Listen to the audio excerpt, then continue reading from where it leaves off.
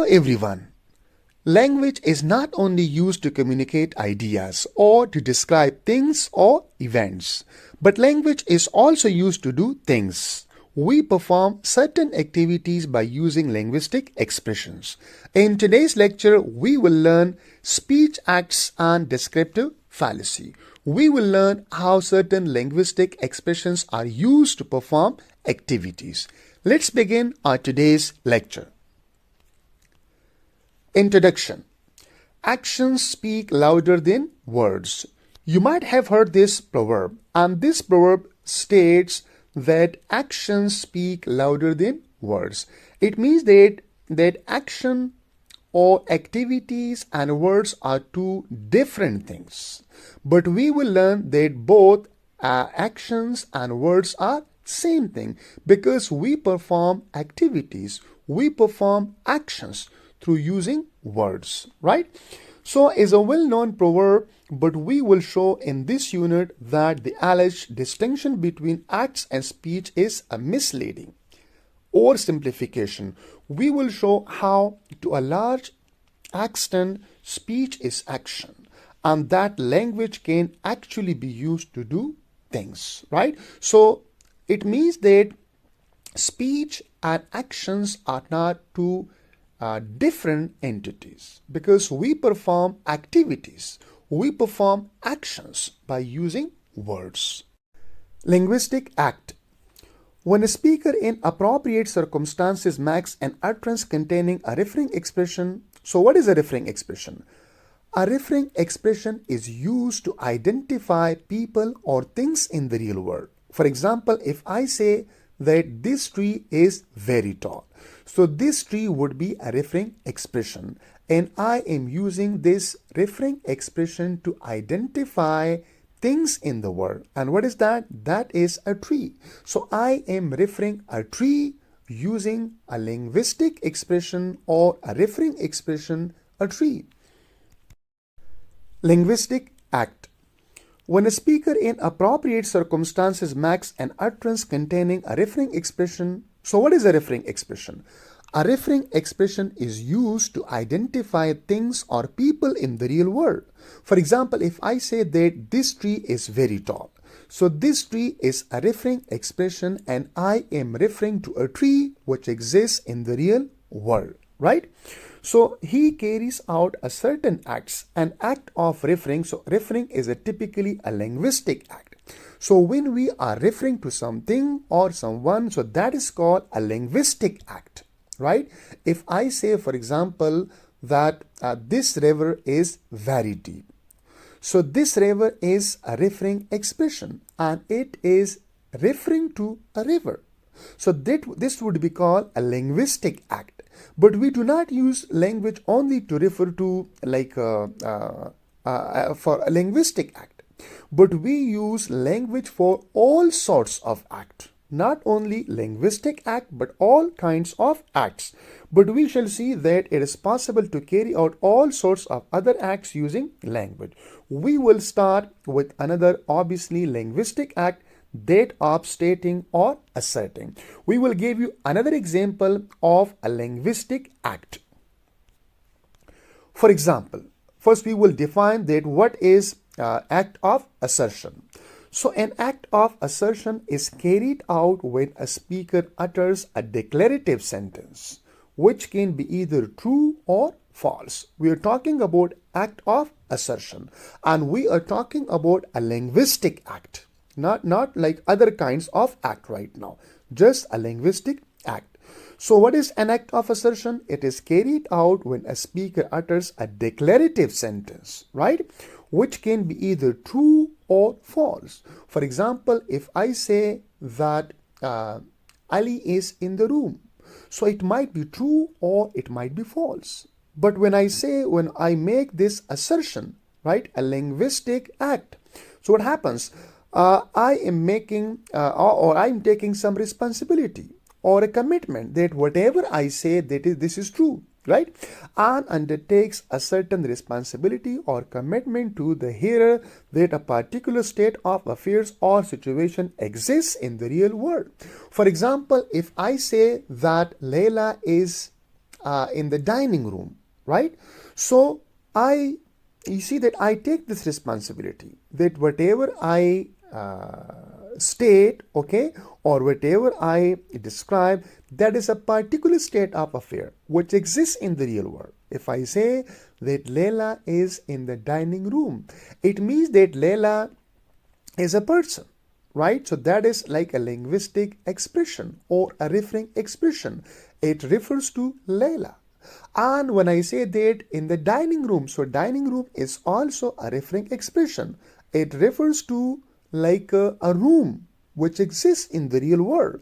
So this is called like a linguistic act, right? Or situation exists in the world. For example, if I say that Ahmad is in the kitchen, right? So this is an utterance and it describes a state of affair which might be true or which might be false. But when I say so, I am making a commitment or I take a responsibility that something exists in the real world. So Ahmad is in the kitchen. It is like Ahmad is also a referring expression and the kitchen is also a referring expression. So using like a referring expression to perform a linguistic act, right? We begin with a linguistic act and then we will explore other kinds of acts also. So I assert to my hearer that in the real world a situation exists in which a person named Ahmad, right?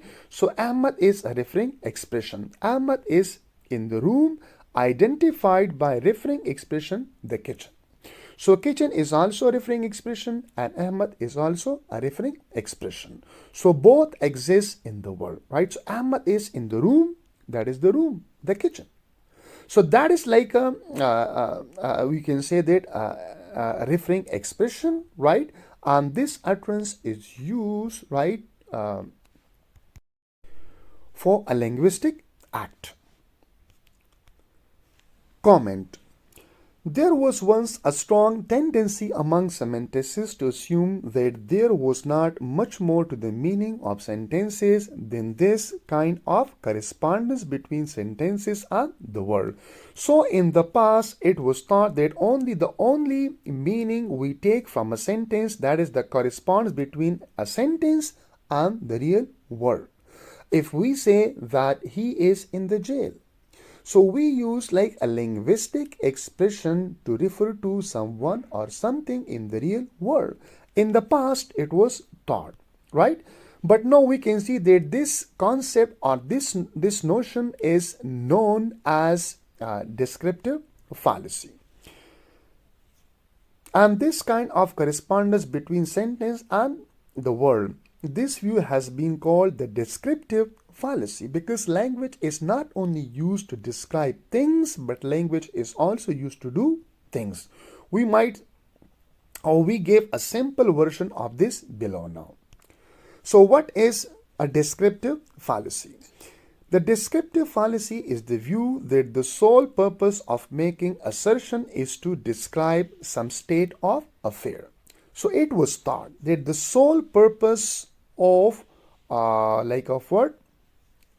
that the sole purpose of a sentence or of assertion is to describe some state of affair, but it isn't so. It's not the sole purpose. So one of the purpose of making an assertion is to describe things or to describe events. But on the other hand, we also perform activities. We also perform certain acts, and that acts can be a linguistic acts or other kinds of acts, right?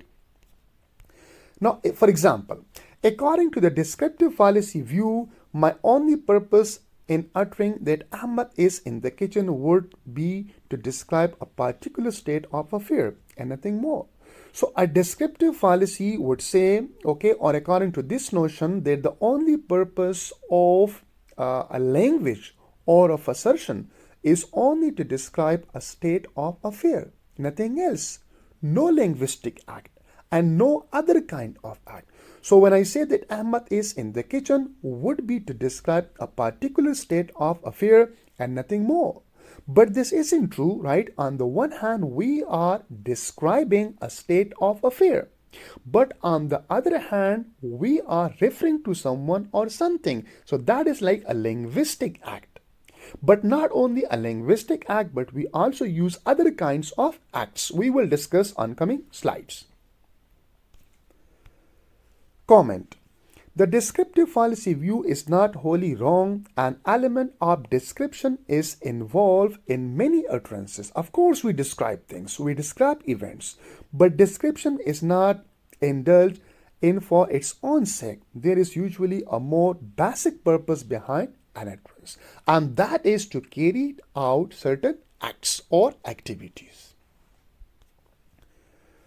Here we have some practice.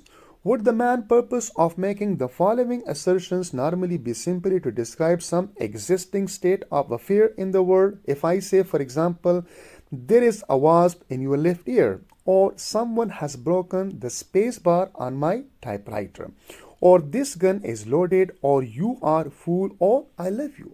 So what do you think about these assertions?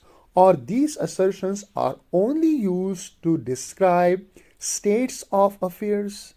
Not at all, because there are also other purposes of using certain assertions or these assertions. So we will discuss, okay, that on the one hand, these all assertions describes state of affairs, but on the other hand, there are also other purposes of using these assertions. We will discuss one by one now. The first one, there is a wasp in your left ear. So the only purpose of this utterance is not to describe a state of affair, but also to warn the hearer of the danger of being stung, or to shock him, or to warn him. So you can see that there is not only one purpose, or the sole purpose of this assertion is to describe a state of affair, but also to warn the hearer of the danger of being stung. What about the second one, that someone has broken the space bar on my typewriter? So you are making a complaint about the damage, or to apologize to someone about to borrow the machine. So you are asking someone, okay, to give you his or her machine, right? Or you are making a complaint. You can see that this assertion that someone has broken the space bar on my typewriter. So this sentence or this utterance is not only describing a state of affair, but also that you are apologizing, right? Right? Someone to borrow a machine, okay? Or you are making a complaint about the damage that someone has broken your machine, typewriter. The third one, this gun is loaded. So this gun is loaded. On the one hand, it describes a state of affair, but on the other hand, it's a warning during an armed robbery, or an example during an elementary weapon training lesson for soldier, etc. That be aware that the gun is loaded, right? So be aware, you are giving also a kind of warning to someone that be aware, right? There might be a problem, there might be an issue for you if you are not aware. The fourth one, you are a fool. What about this one? That is to insult the hearer, or between, it can be between intimates. Two lovers are there, two friends are there, right? To tease someone, you say someone that you are a fool. So on the one hand, it describes a state of affair that you are a fool, but on the other hand, you want to insult the hearer, or you want to tease someone, while the last one is I love you. So on the one hand, it is you describe a state of affair, but on the other hand, you want to reassure the hearer, or to console him. Somebody is in pain, you want to console him, or to make him feel like indebted, or to please someone, right? You want to please someone, you tell him or her I love you. You want to console someone, you tell him or her I love you, right? Or you want to reassure someone that if you love me, I also love you. So you can see that these utterances are used not only to describe states of affair, right? Whether something is true or false, but also there are other purposes, and we discuss one by one in detail. I hope you got it. Comment. All of these answers mention acts of one kind or another. Thus, warning, shocking, complaining, apologizing, insulting, reassuring, etc. are all acts. So you see that we perform different activities, different acts by using linguistic expressions. So they are all things that we do using language. An important part of the meaning of utterance is what speakers do by uttering them. So when we utter a sentence, when we utter a word, so we also do things through those utterances. Act speech as teasing, insulting, etc. are aspects of utterance meaning and not of sentence meaning. We reinforce this conclusion below now. Here we have a very interesting practice.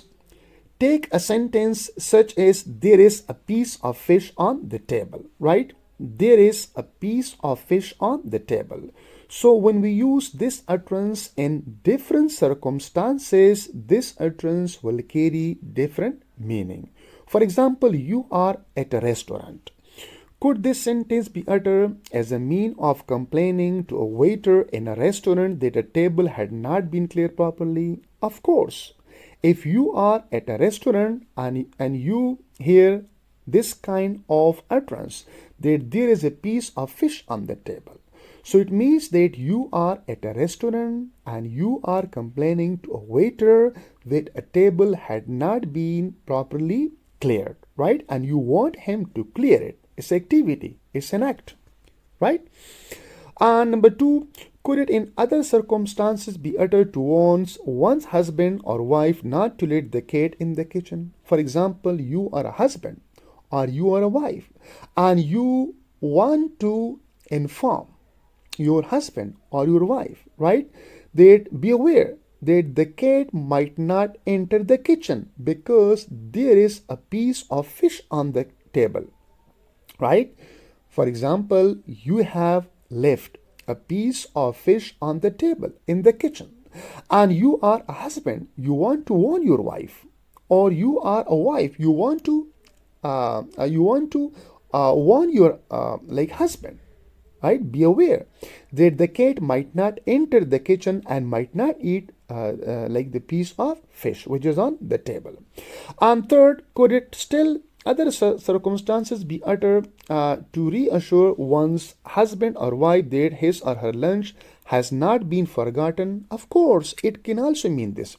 For example, your husband and you are going to office and your wife tells you that there is a piece of fish on the table. So it means that she wants you that don't forget to take yourself this piece of fish. Or you are like a husband, your wife is going outside to office, right? And you as a husband tells her that there is a piece of fish on that. Don't forget it. When you go to office, so take this fish yourself. So this is what we call pragmatics. Fourth, could it in different situations be used to incriminate a child who had raided the refrigerator? Of course, it can be also. You want to tell the child that there is a piece of fish on the table, right? So don't write to refrigerator.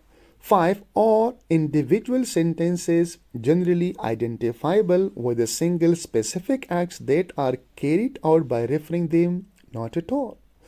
So one sentence can generally be uttered to perform a wide variety of different acts depending on who utters it and where, when, and why it is uttered.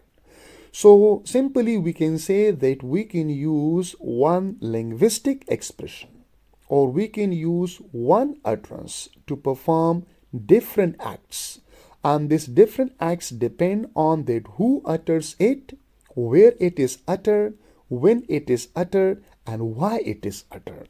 So here it is uttered in different contexts, right? Here it is uttered in different contexts, and here it is uttered in different contexts. So one individual utterance can be uttered in different contexts to carry out different activities. It depends on who is like the speaker and to whom it is spoken, where, when, and why. Comment. Quite contrary to the popular belief that actions and words are entirely distinct. So they are not entirely distinct. Many actions can actually be performed with words. Now we will look at some actions, usually but not always, involving human objects that can be performed either by physical means such as gesture or by making an appropriate utterance. We will see that even without words we can perform certain activities, and sometimes we will see that with words we will perform certain activities. For example, we can see here that can you congratulate someone by a pat on the back or a hug? Can you congratulate someone? You're patting someone on the back, or when you are hugging someone, of course you can congratulate someone. Okay, you pet someone, right? Or you hug someone. Can you congratulate someone by uttering well done? Of course. So here we are using linguistic expression, right, to perform actions, and here we are using some gestures, right, some physical activities. As we mentioned here, they're physical means. Number 3, can you bid at auction by nodding? Of course, when you nod, you can bid. You say you nod, you say yes, I agree with this. And can you bid an auction by saying 11 pounds? Yes. So you can use a linguistic expression and you can use a physical mean. 5th, can you promise someone something by a nod? Yes. If you promise someone, you just nod your head. This is physical mean. And can you promise someone something with an utterance like beginning, I promise? Yes, you can use linguistic. So you can see that actions are carried out also by using linguistic expression. So well done is a linguistic expression, 11 pounds linguistic expression, and I promise linguistic expressions. So we use language to perform certain activities then. Again, comments. A large number of acts then can be performed either by means of an utterance or by some other means. We have also seen the two rather special kinds of acts that can only be performed by means of an utterance. These are specifically linguistic act of referring and assertion, right? So we have seen what? Here it is mentioned that we have also seen two rather special kinds of acts that can be performed by means of an utterance. These are specifically linguistic acts of referring and asserting, right? Now we will now spend a little time on an interesting distinction that can be made now that we have established the basic point that assertive utterances do not merely describe some state of affair but also carry out acts. This is a distinction between performative utterances and sentences and constitutive utterances and sentences. So we will discuss what is the difference between performative utterances and constitutive utterances. We will discuss in coming lecture. Thank you so much. It was all about that how certain activities are performed by using linguistic expressions. So we learn linguistic act and other kinds of act in this lecture, and we learn that what is a descriptive fallacy. Thank you so much. Please don't forget to subscribe and like the channel.